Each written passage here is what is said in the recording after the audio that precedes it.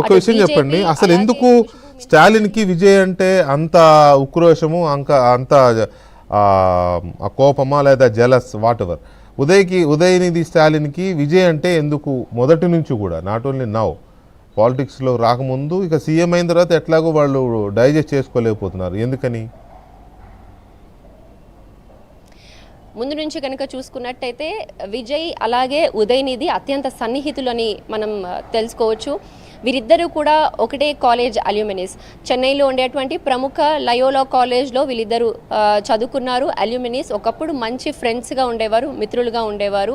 కరుణానిధితో ఉండేటువంటి ఫొటోస్లో కూడా విజయ్ చాలా ఫొటోస్లో కూడా కనిపించారు. అయితే విజయ్కి ఉండేటువంటి ఫ్యాన్ బేస్ ఇక్కడ ఉదయనిధి స్టాలిన్కి లేదు. విజయ్ నటించినటువంటి సినిమాలు, విజయ్కు ఉండేటువంటి క్రేజ్, విజయ్కు ఉండేటువంటి ఫాలోయింగ్ తమిళనాడులో ఉదయనిధికి లేదు.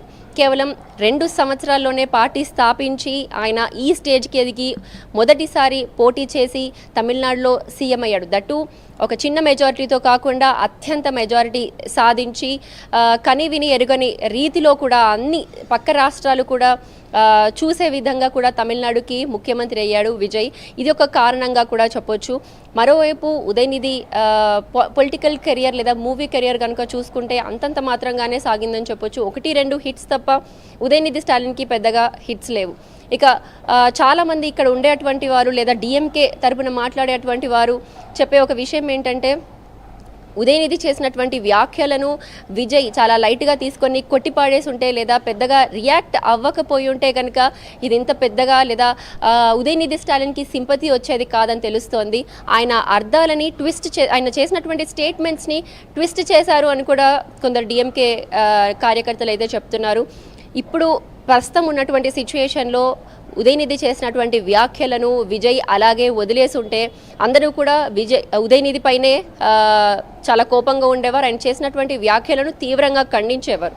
కానీ యాంటిసిపేటరీ బెయిల్ ఒకవైపు విచారణలో ఉండంగానే ఆయనను చెన్నై నుంచి పోలీసులంతా కూడా అక్కడ ఆయన నివాసం వద్ద ఉద్రిక్త వాతావరణం నెలకొనడం, అటు డిఎంకే పోలీసులతో తలపడటము లేదా ప్లకార్డ్స్ విసిరేయడము, లేదా ఇదంతా కనుక చూసుకున్నట్టయితే ఉదయనిధి చేసేటువంటి వ్యాఖ్యలు, ఈ అరెస్ట్ అంతా కూడా చాలా కామెడీ లాగా ఉంది అని ఉదయనిధి చేసినటువంటి వ్యాఖ్యలు, లేదా ఆయనని అక్కడి నుంచి డీటైన్ చేసి చెన్నై నుంచి తంజావూరుకి తరలించడం, తంజావూరులో పోలీస్ స్టేషన్ ముట్టడి కారణంగా వేరే స్టేషన్కి తరలించడం, ఇదంతా చూస్తున్నట్టయితే ఉదయనిధికి ఫ్యాన్ బేస్ ఇప్పుడు విపరీతంగా పెరిగిపోయినటువంటి సిచ్యువేషన్ అయితే ప్రస్తుతం మనకు కనిపిస్తుంది. ఉదయనిధి రేపు ఒకవేళ స్టేట్మెంట్ ఇచ్చినా లేదా మాట్లాడాల్సి వచ్చినా ఆయన ఒకే విషయం చెప్తారు, నేను కావేరీ జలాల గురించి మాట్లాడాను. ఓత్ సెరమనీలో కూడా విజయ్ ప్రమాణ స్వీకారం చేస్తున్న సమయంలో కూడా త్రిష కన్నీరు పెట్టుకున్నారు.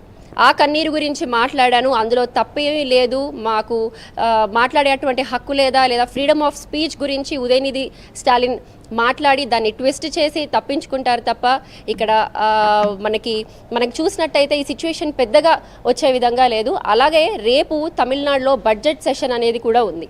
బడ్జెట్ సెషన్ రేపు ఉదయం 10 గంటలకు ఉన్న టైంలో ఈరోజు విజయ్ ప్రభుత్వం ఉదయనిధి స్టాలిన్ని డీటైన్ చేసి ఆయనని ముప్పు తిప్పలు పెట్టింది అనేటువంటి వార్త కూడా ప్రస్తుతం విజయ్ ప్రభుత్వం పైన కనిపిస్తోంది.